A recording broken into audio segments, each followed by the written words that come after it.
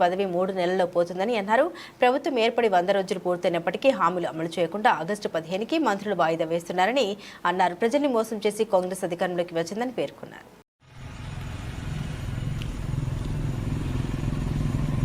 గులుగుడు గులుగుడే గుద్దుడు గుద్దుడే గులుగుడు గులుగుడే గుద్దుడు గుద్దుడే car గుర్తు మీద vote అలాయించి గుద్దుడే car గుర్తు మీద ఓటు లగాయించి గుద్దుడే కారు గుర్తు మీద ఓటు సొచాయించి గుద్దుడే గులుగుడు గులుగుడు గులుగుడు గులుగుడు గులుగుడు గులుగుడే గుద్దుడు గుద్దుడే. గోదావరి జలాలను కూడా హక్కులన్నింటి కూడా మరి కేంద్ర ప్రభుత్వానికి అప్పచెప్పేటువంటి పరిస్థితి కనిపిస్తా ఉంది. అందుకనే ఈ ఎన్నికల్లో ఇప్పటికే ఇంతకుముందే తప్పు చేసి అలా కరెంటు బంద్ అయిపోయింది. 24 గంటలు కరెంటు లేదు. కరెంటు కోతలతో అల్లాడిపోతా ఉన్నారు రైతులంతా, ప్రజలందరూ. అట్లాగే రైతు బంధు లేదు, దళిత బంధు వాపసు తీసుకున్నారు. అట్లాగే బంగారం రాలేదు, పిల్లలకి స్కూటీ రాలేదు. అట్లాగే చూసుకుంటే మహిళలకి 2500 రాలేదు.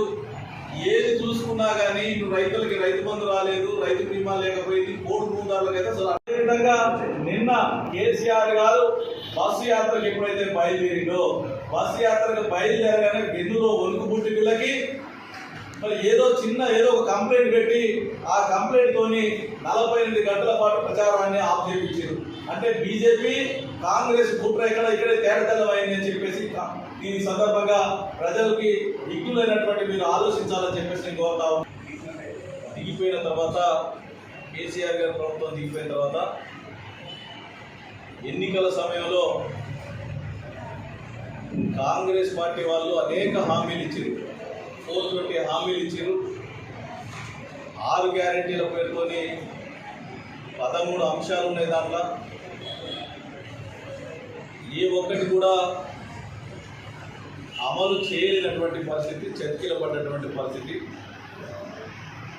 ఎందుకంటే 100 రోజుల్లోనే ఇచ్చినటువంటి హామీలన్నీ కూడా 6 గ్యారెంటీల్ని 100% అమలు చేస్తామని చెప్పింది.